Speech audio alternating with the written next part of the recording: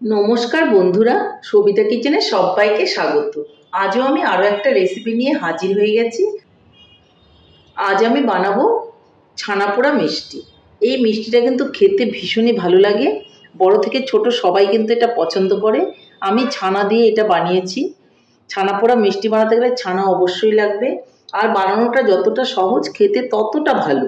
তাহলে দেরি না করে আপনারাও আমার রেসিপিটা ফলো করুন আর ঝটপট বাড়িতে ছানা পোড়া মিষ্টি বানিয়ে ফেলুন আর সবাই মিলে খান, দেখবেন ভীষণই ভালো লাগবে।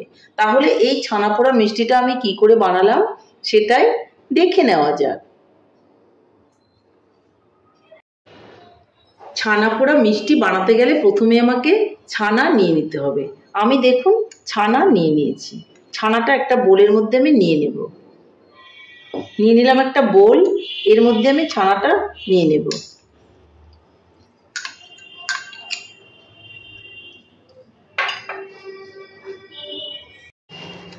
ছানার মধ্যে আমি দিয়ে দেব কিছুটা এলাচের গুঁড়ো, দিয়ে দেব কিছুটা ঘি। ছানা পোড়া মিষ্টির মধ্যে ঘি দিলে কিন্তু খেতে ভীষণই ভালো লাগে। আর দিয়ে দেব একটু চিনি।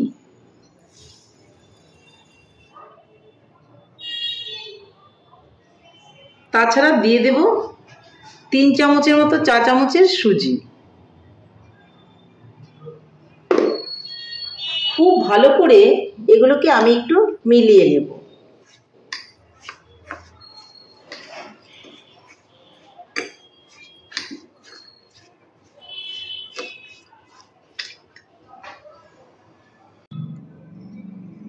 আর দিয়ে দিব অল্প করে গুঁড়ো দুধ।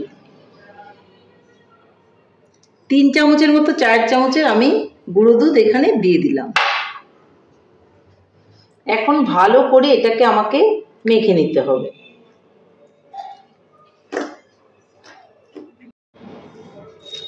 ছানাটাকে আমি খুব ভালো করে কিন্তু মেখে নিয়েছি। এখন আমি এর মধ্যে অল্প করে জল দিয়ে দেব। আপনি কিন্তু ইচ্ছে করলে এখানে দুধও দিতে পারেন, কিন্তু আমি জলই দিয়ে দিলাম।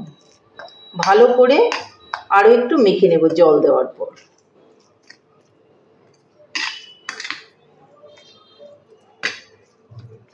ঠিক এরকমই কিন্তু মাখতে হবে। খুব লুজ করে বা খুব টাইট করে কিন্তু মাখা যাবে না।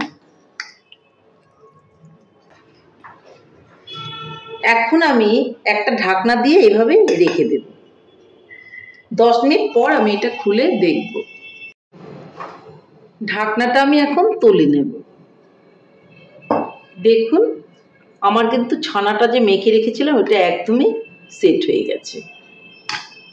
ঠিক এরকম করে কিন্তু এটা বানাতে হবে। বেশি লুজও করা যাবে না, আবার বেশি টাইটও করা যাবে না।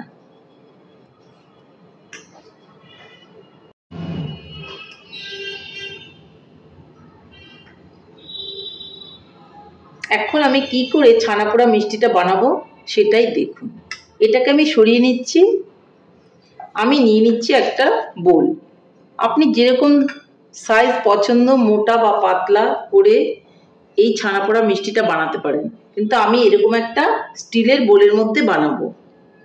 যার জন্য আমি কিন্তু এখানে একটা সাদা পেপার কেটে এভাবে দিয়ে দিয়েছি।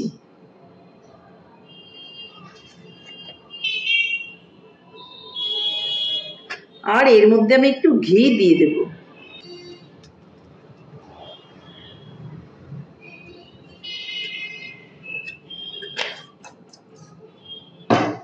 ঘিটাকে আমি খুব সুন্দর করে পেপারের মধ্যে মেখে দেব।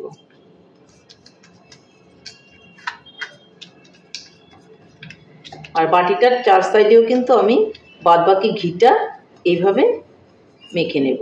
আপনি ব্রাশ দিয়েও করে নিতে পারেন, আমি হাত দিয়ে মেখে নিয়েছি। দেখুন ঘিটা চারপাশে মাখা হয়ে গেল। আমি এখন এই ছানাটাকে এই বোলের মধ্যে ঢেলে দেব। দেখুন কি সুন্দর হয়েছে। ঠিক এইভাবে কিন্তু আপনাদের করে নিতে হবে। ঢেলে দিচ্ছি।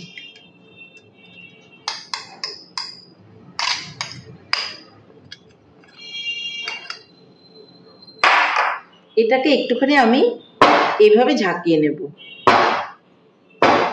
তাহলে মাঝখানে যদি গ্যাপ থাকে সেটা কিন্তু থাকবে না। তাহলে আমি একটা বোলের মধ্যে ঢেলে এটা রেডি করে নিয়েছি। এখন আমি চলে যাব নেক্সট স্টেপে। এখন উনানে একটা কড়াই বসিয়ে দিতে হবে।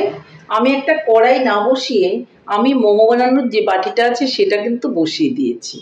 দেখুন হিটও কিন্তু হয়ে গেছে। এর মধ্যে একটা এভাবে স্ট্যান্ড বসিয়ে দেব। আমি কিন্তু স্ট্যান্ড বসিয়ে এই যে বাটিটা ব্যাটারের এটা কিন্তু বসিয়ে দেব। একটা সাঁড়াশি দিয়ে আমি বসিয়ে দিলাম ধরে। আপনারা কড়াইয়ে কিন্তু বসাতে পারেন, কোনো অসুবিধা নেই। এখন আমি এই ঢাকাটা বন্ধ করে দেব। আমি 15 থেকে 20 মিনিট এটাকে রান্না করে নেব। তারপর আমি দেখব কি হলো। আঁচটাকে মিডিয়াম করে দেব। এটাকে আমি এখন তুলে নেব।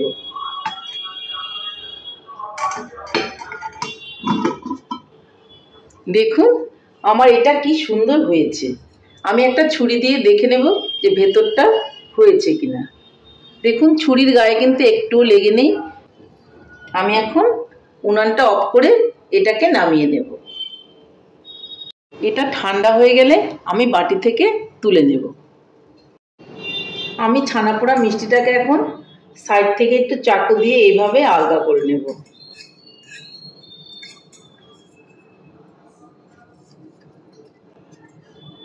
আর একটা প্লেটের মধ্যে আমি ঢেলে নেব।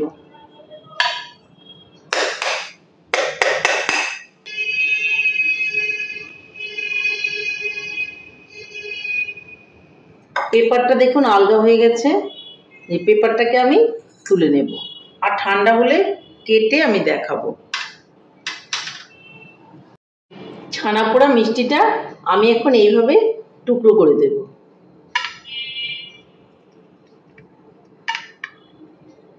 আপনি আপনার পছন্দ মতো টুকরো করবেন। আমিও আমার পছন্দ মতনই কিন্তু টুকরো করে দিচ্ছি।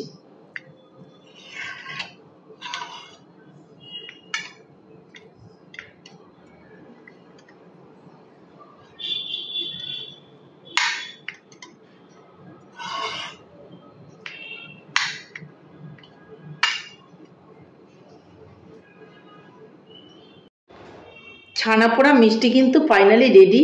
দেখুন কত সুন্দর হয়েছে আর খেতেও কিন্তু ভীষণই ভালো হয়েছে। আমার রেসিপিটা কেমন লেগেছে? আমার রেসিপিটা যদি আপনাদের ভালো লাগে তাহলে লাইক, শেয়ার, কমেন্ট করতে ভুলবেন না। আর আপনি যদি আমার চ্যানেলের নতুন বন্ধু হয়ে থাকেন তাহলে চ্যানেলটা সাবস্ক্রাইব করার অনুরোধ রইল। পাশে থাকা বেল আইকনটি প্রেস করে রাখুন আমার নিত্য নতুন রেসিপির আপডেট পেতে। তাহলে আর দেরি কেন, ঝটপট বানিয়ে ফেলুন এভাবে ছানা পোড়া মিষ্টি আর সবাই মিলে খান, দেখবেন ভীষণই ভালো লাগবে। নমস্কার, ভালো থাকবেন, সুস্থ থাকবেন। আবার দেখা হবে আরও একটি রেসিপির সঙ্গে।